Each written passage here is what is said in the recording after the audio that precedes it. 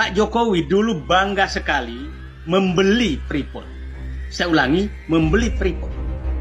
Tapi di saat yang sama, dia diam menjual aset negara dan negara di tambang, di tol, dan di bandara.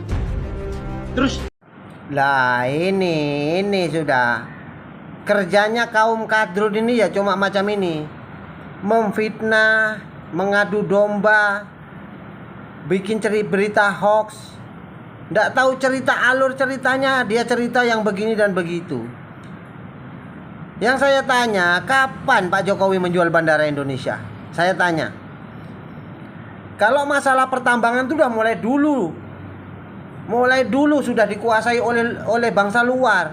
Tapi sekarang Pak Jokowi mempertahankan itu hasil bumi Indonesia ini, dipertahankan, akan diproses di Indonesia, akan diproduk di Indonesia.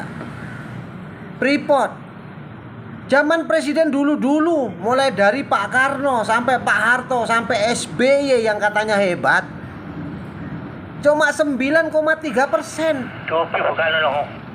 Cuma 9,3%. Sekarang Pak Jokowi, pemerintahan yang sekarang bisa merebut saham 51% itu sudah hebat. Mana yang Anda katakan ini? Ayolah bos, Anda itu di Indonesia sudah dikasih numpang hidup, ya. Anda diperbolehkan tinggal di Indonesia. Anda itu dari Yaman sudah diusir, pergi ke Indonesia, di Indonesia diterima dengan baik.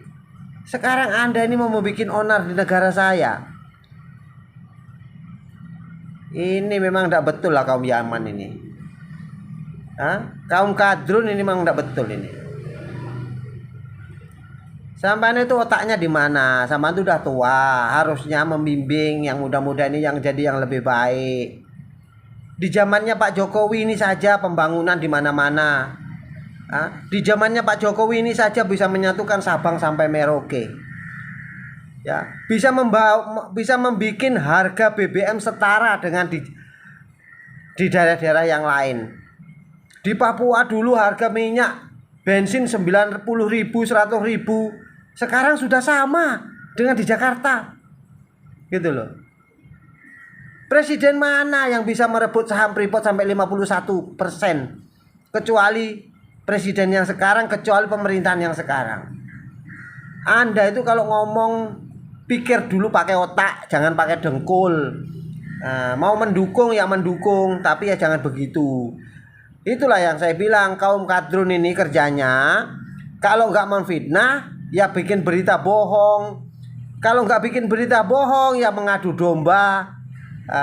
Cocoknya kaum kadrun ini yang di Indonesia, yang orang macam ini, yang sukanya bikin mengadu domba rakyat Indonesia, bagus dikarungin, dimasukkan dalam laut, dikasih makan ikan sana, biar sadar ya. Salam akal waras dari anak negeri Indonesia, dari anak pribumi Indonesia. Jangan kacau negara saya kalau Anda ingin selamat. Salam NKRI.